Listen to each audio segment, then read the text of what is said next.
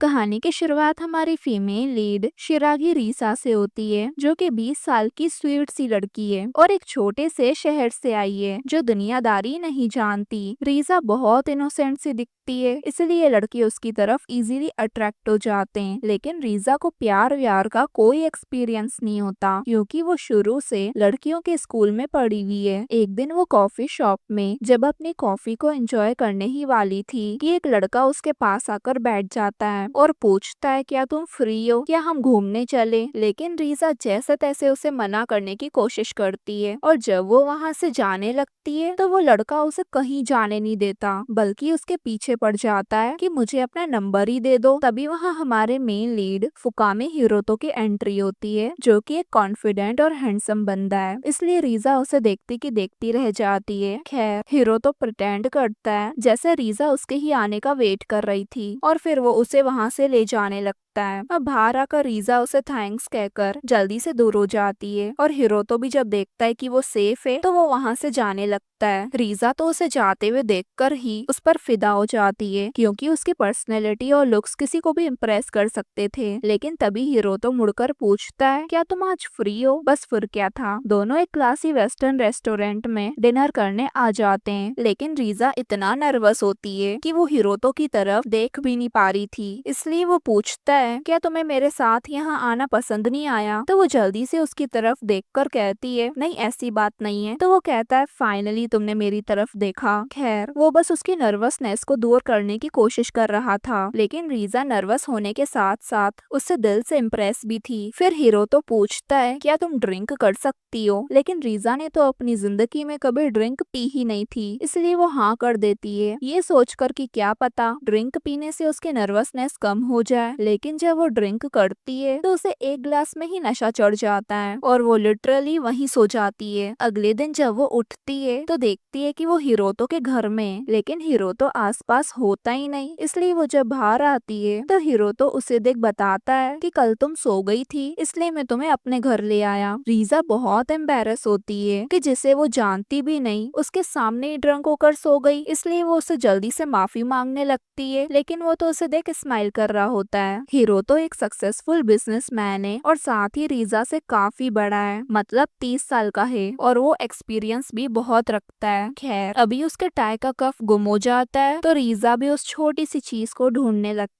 है और उसे ढूंढ कर देती है, लेकिन एक्सीडेंटली हीरो तो उसके ऊपर ही गिर जाता है। अब रीसा की इनोसेंस देख वो खुद भी उसकी तरफ अट्रैक्ट होने लगता है और जैसे ही उसे किस करने चाहता है तभी उसको एक कॉल आ जाता है और यहाँ रीसा की हालत खराब हो जाती है, क्योंकि उसकी ये फर्स्ट किस होते होते रह गई थी। बाद में हीरो तो उसे माफी मांगता है, लेकिन फिर अपना लव कन्फेस भी करता है कि जब उसने उसे पहली बार देखा था तब से उसे प्यार हो गया है। ये सुनकर रीसा सोचती है, भला इतना हैंडसम बंदा मुझे कैसे प्यार कर सकता है, और उसे चुप देखकर हीरो तो फिर से उससे माफी मांगता है। लेकिन तभी रीसा कहती है, अगर तुम्हें मेरे साथ होने से कोई प्रॉब्लम नहीं है तो। ये सुनकर ही वो जल्दी से उसे किस कर लेता है और जब रीसा रेडी होती है तो वो बस उसके सर पर हाथ रखकर कहता है कि तुम बहुत क्यूट हो और उसे टीस करने लगता है। खैर फिर वो उससे दूर हो जाता है, क्योंकि उसे अपने काम पर भी तो जाना था। और यहाँ रीसा खुश होती है कि उसने अपना पहला बॉयफ्रेंड बना लिया। लेकिन ऐसे ही अब एक हफ्ता बीत जाता है और हिरोतो का कोई मैसेज नहीं आता। रीसा की फ्रेंड नात्सुकी उसे कहती है, तुझे उसे कॉल करके पूछना चाहिए, आखिर वो तेरा बॉयफ्रेंड है अब। इसलिए अब उसकी एडवाइस पर रीसा हिरोतो को कॉल तो करती है, लेकिन हिरोतो के कॉल पिक करते ही बैकग्राउंड में किसी और लड़की की आवाज आती है और दूसरी लड़की की आवाज सुनकर रीसा जल्दी से कॉल कट कर देती है। अब वो इस बारे में जब सोचते हुए जा रही होती है तो हिरोतो जल्दी से आकर उसे पीछे से हक कर लेता है और कहने लगता है कि मैंने तुम्हें बहुत मिस किया। और उसे इस बात का गिल्ट भी होता है कि उसने एक हफ्ते तक रीसा से बात तक नहीं करी। तो रीसा भी कहती है कि मैं भी तुम्हें बहुत मिस कर रही थी। फिर हिरोतो उसे अपने घर ले आता है और दोनों में ही इमोशनल बातचीत होती है। हिरोतो कहता है कि मुझे तुमसे सब कुछ चाहिए, मैं तुम्हें फील करना चाहता हूँ। रीसा को भी इस बात से कोई दिक्कत नहीं होती। हिरोतो रीसा से कहता है कि तुम मुझे मेरे नाम से बुलाओ, ना कि सरनेम से। इसलिए इसलिए अब रीजा उसे उसके नाम से बुलाती है। जापान में ये माना जाता है कि अगर आप सामने वाले को उसके नाम से बुलाते हैं मतलब आप उस बंदे के काफी क्लोज हैं। खैर फिर इन दोनों के बीच वो सब कुछ हो जाता है जो हिरोतो और रीजा दोनों ही चाहते थे।